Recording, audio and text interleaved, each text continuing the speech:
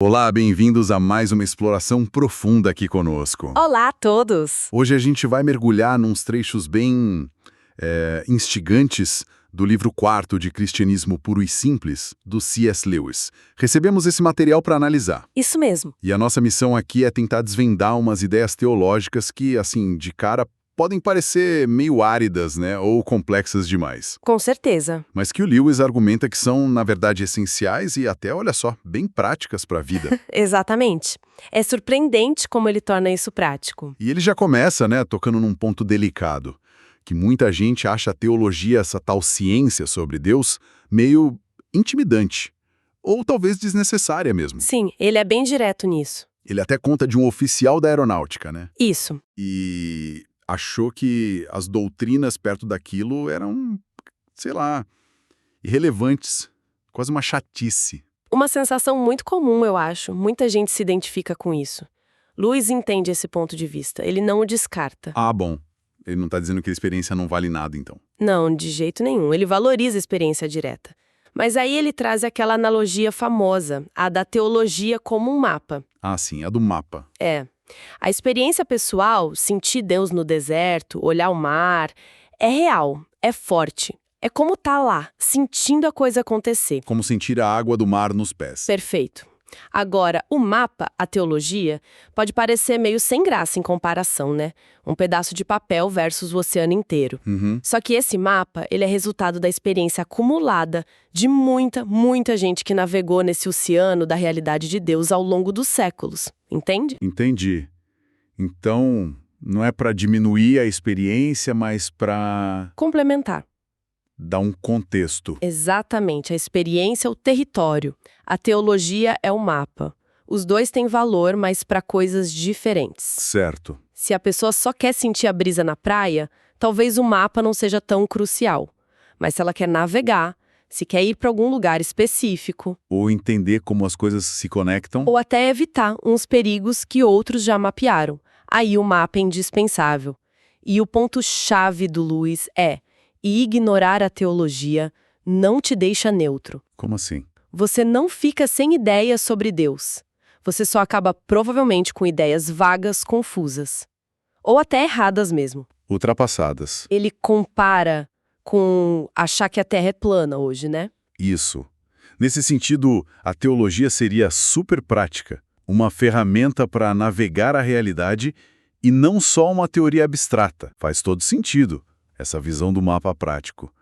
E falando em praticidade, Lewis aí desafia outra ideia bem popular, né? Qual delas? Aquela de que o cristianismo é, no fundo, só um guia de bons conselhos morais que Jesus deu pra gente viver melhor em sociedade. Ah, sim, ele vai direto contra essa ideia. Ele argumenta que, olha, bons conselhos morais sempre existiram. Platão, Aristóteles, Confúcio, Verdade? todos deram conselhos ótimos. Mas o problema, diz Lewis, é que nós, a humanidade, nunca conseguimos seguir esses conselhos direito, de forma consistente. É um bom ponto, a gente falha mesmo. Então, por que a gente seguiria justamente os de Jesus só porque ele seria o melhor professor de moral? Lewis acha que isso torna a coisa ainda mais difícil. Pior, como assim? Ué, se a gente já não consegue seguir o básico, como vai seguir o conselho mais exigente de todos? Colocaria um peso ainda maior, né, gente? Pensando por esse lado, é contraintuitivo, mas faz sentido. Se já falhamos no mais fácil, então o que seria o centro da questão para Lewis, se não é só a moral? Para onde o tal mapa teológico aponta? O mapa, segundo esses escritos que a gente está vendo, aponta para umas afirmações bem mais radicais.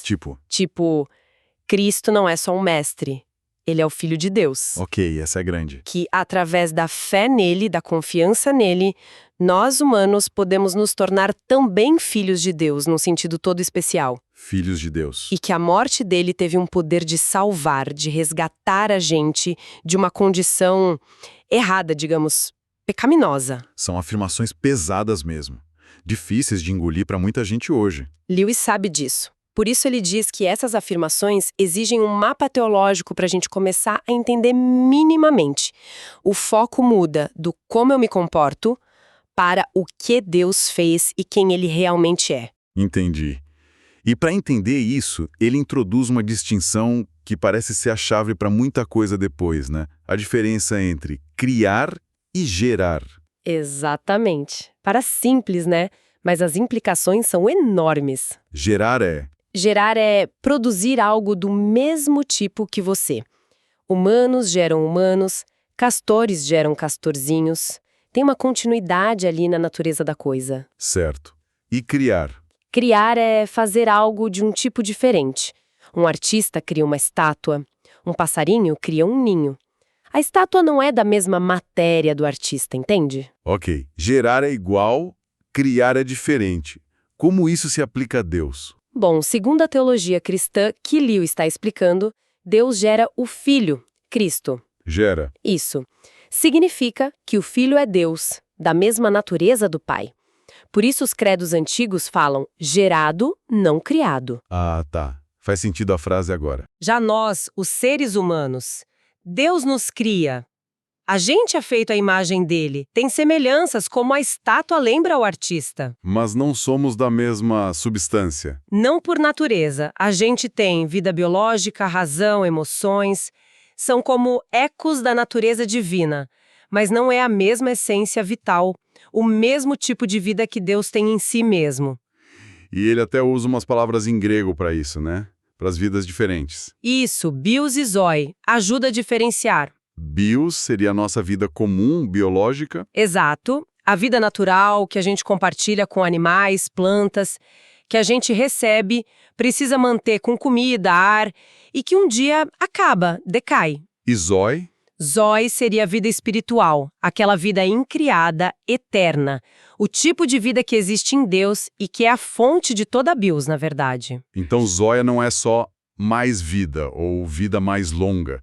É um tipo diferente mesmo, como, sei lá, trocar o sistema operacional. Ótima analogia, é isso mesmo. Não é só um update do BIOS, é instalar um sistema novo, Zoé. Uau! E para Lewis, o objetivo central do cristianismo é justamente esse, facilitar essa instalação. Ele usa a imagem do mundo como uma oficina de escultor. E nós somos as estátuas. Isso. E a promessa cristã é que algumas dessas estátuas podem ganhar vida de verdade. Passar de matéria, ou só de BIOS, para a vida vibrante e eterna, a Zoé, do próprio escultor. Que ideia forte. É um ponto central para ele. Cristianismo não é primariamente sobre regras, é sobre uma oferta de upgrade existencial radical, mudar de natureza. Essa ideia da natureza de Deus e da nossa transformação leva direto para um dos pontos mais complexos, né? A Trindade. Ah, sim. O grande mistério. Um Deus que é 3 pessoas. Muita gente hoje até aceita um Deus meio além da personalidade, mas pensa em algo impessoal, uma força, uma energia. Menos que uma pessoa. Sim, é uma tendência. Mas Lewis vai na direção oposta. Oposta. Totalmente. Ele argumenta que o cristianismo é a única grande religião que propõe um Deus que é suprapessoal, não impessoal. Suprapessoal. Mais que uma pessoa. Exato. Algo mais complexo e rico do que uma única pessoa, não menos. Pensar em Deus só como uma mente cósmica isolada ou uma força, para Lewis, seria diminuir Deus. E ele usa aquela analogia das dimensões para tentar explicar isso, que eu acho bem legal. Sim, é uma tentativa, né?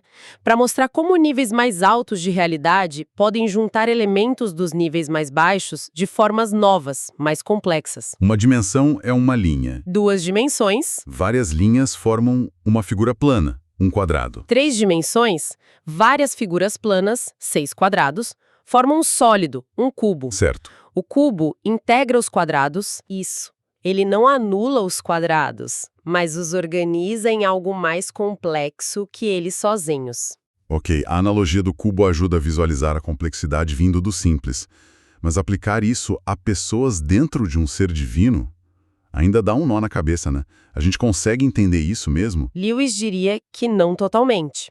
Assim como um ser de 2 dimensões não ia conseguir visualizar um cubo de verdade, é um vislumbre, uma sugestão. Mas o ponto dele é... O ponto dele é, no nível divino, que é infinitamente acima do nosso, por que a gente esperaria simplicidade? Por que não uma complexidade que junta personalidades de um jeito que a gente nem imagina.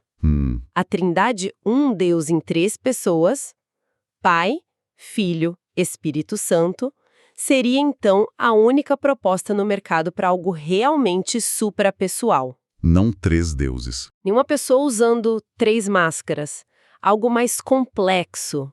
Uma unidade dinâmica que está além da nossa imaginação, mas que o mapa teológico tenta descrever como pode. Entendi. É um mistério, mas um que aponta para mais riqueza, não menos.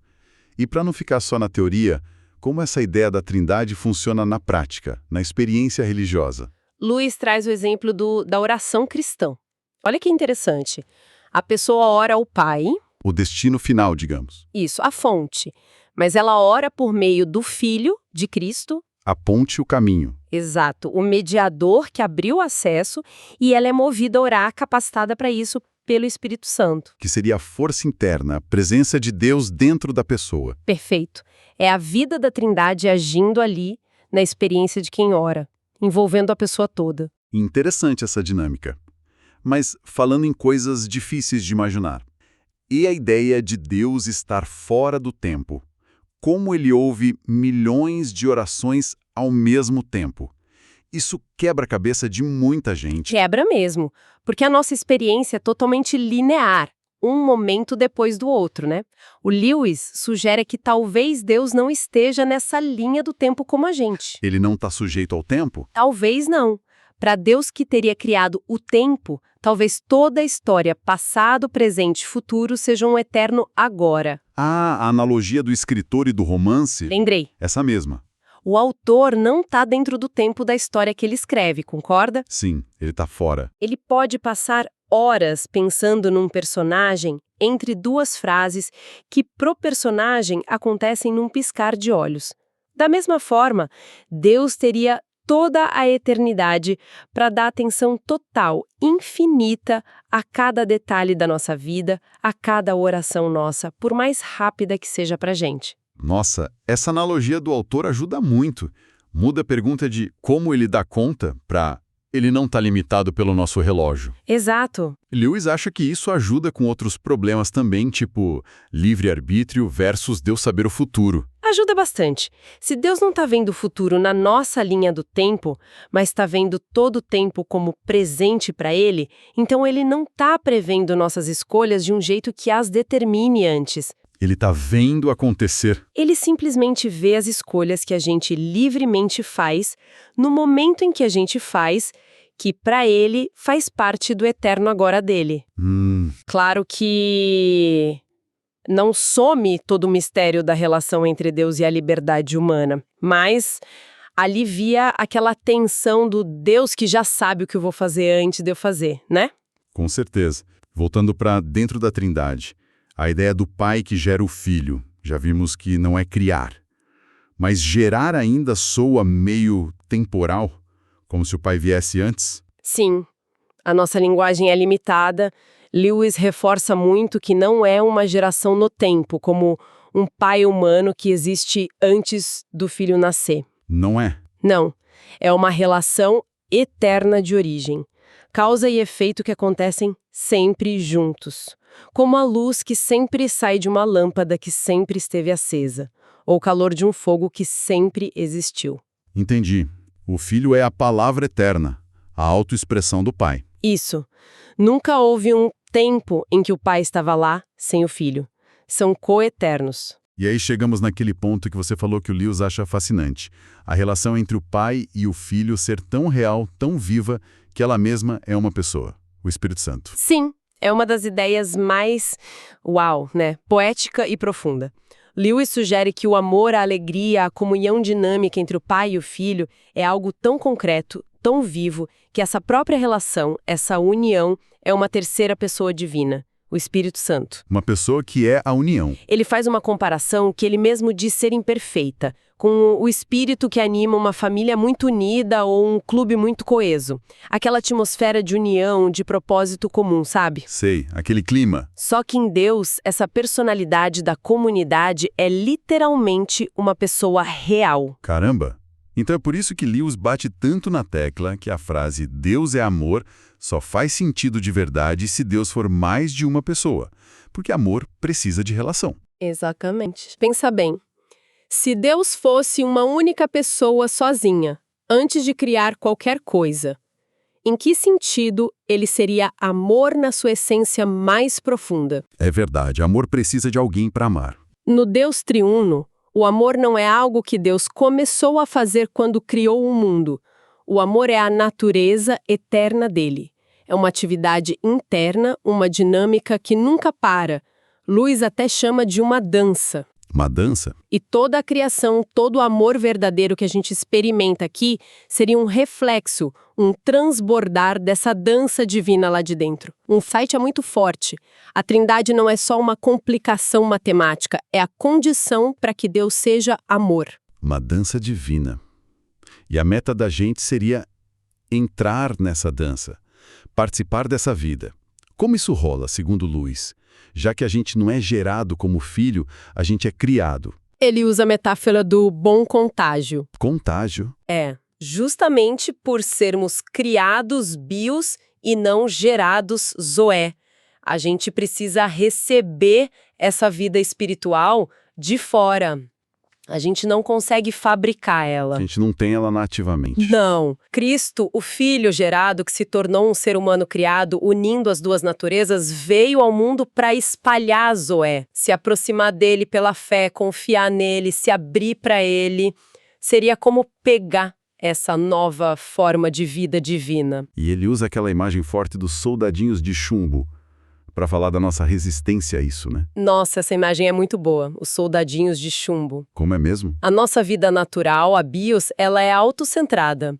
Ela tem medo da mudança, medo de ser desfeita. Ela resiste a se transformar em Zoé, do mesmo jeito que um soldadinho de chumbo teria medo de ser derretido para virar um homem de carne e osso de verdade. O soldadinho não entende que isso não seria destruição, mas sim ser elevado para um nível de realidade muito maior, muito melhor. Ele luta para continuar do jeito que é, limitado, frágil, feito de chumbo. É uma imagem que pega nosso medo de perder o controle, de se entregar para algo maior, mesmo que seja para o nosso bem. Luiz parece dizer que essa transformação tem um preço. Exige uma morte para o eu antigo. Com certeza.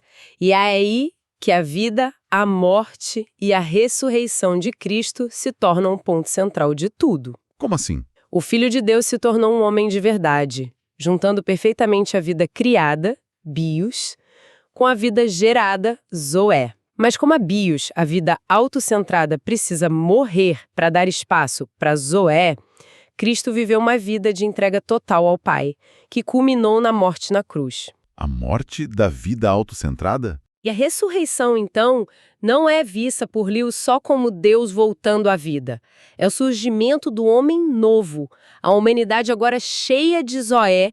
Ele diz algo tipo, pela primeira vez, vimos um homem de verdade.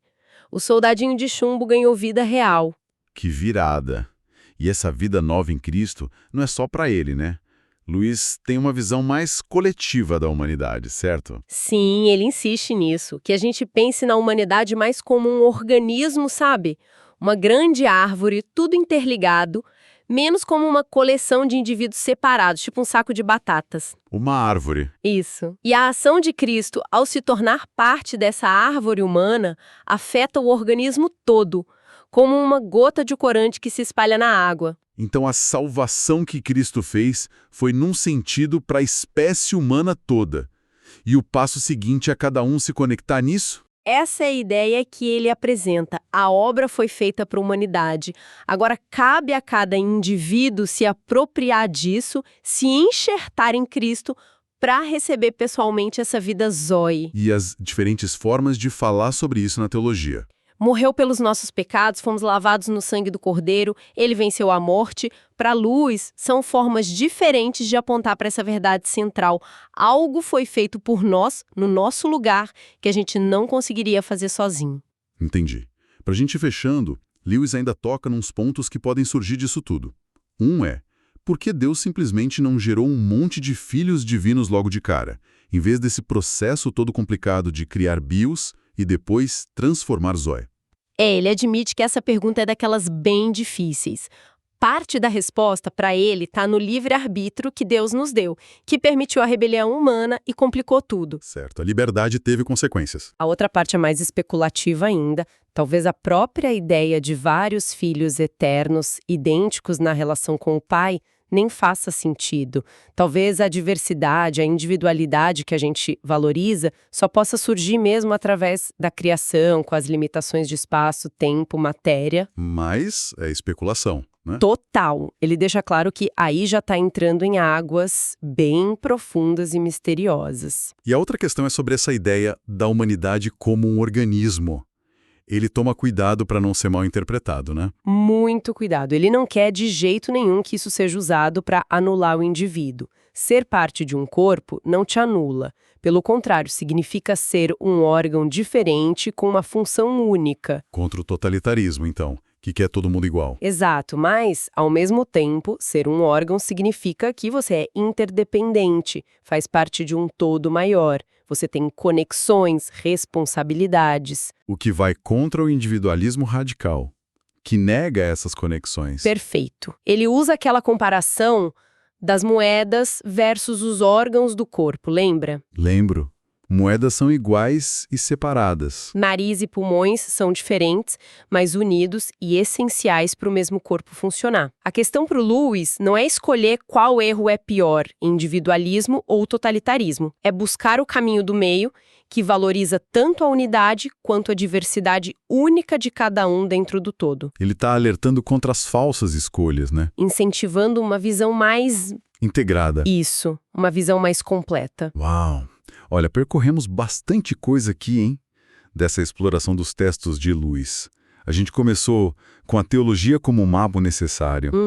Passou pela diferença-chave entre criar e gerar, a vida bios e a vida zoé. Fundamental essa parte. Mergulhou na complexidade do Deus triuno, que existe fora do nosso tempo. A dança divina.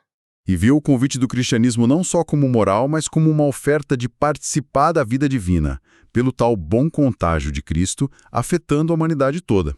A essência que fica desses textos, para mim, é bem essa.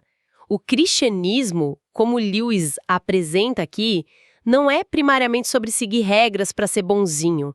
É sobre receber uma transformação radical de natureza. Mudar de sistema operacional. Exatamente. É uma passagem da vida biológica, temporal, autocentrada, bios, para a vida espiritual, eterna, relacional, zoe. É se tornar participante da própria vida dinâmica, amorosa, comunitária, que é a essência de Deus. Isso deixa a gente com um pensamento final para refletir, né? Se Lewis tem razão sobre a humanidade ser como um corpo com muitos órgãos únicos. Sim. E se o objetivo é participar dessa vida divina, Zoe, que aspecto particular dessa vida, que nota única nessa música divina, poderia se manifestar através de cada pessoa que está ouvindo a gente agora, caso ela se abra para essa transformação? Boa pergunta. Pensar em si mesmo não só como alguém buscando seu caminho sozinho, mas como um possível canal único para essa Zoe entrar no mundo. Como será que isso mudaria nossa visão sobre nossos talentos, nossas dificuldades, até o jeito como a gente se relaciona uns com os outros, como partes desse mesmo corpo? É uma reflexão profunda. Fica aí a reflexão para cada um. Pessoal, muito obrigado pela companhia. Obrigada, gente. Até a próxima. Até mais.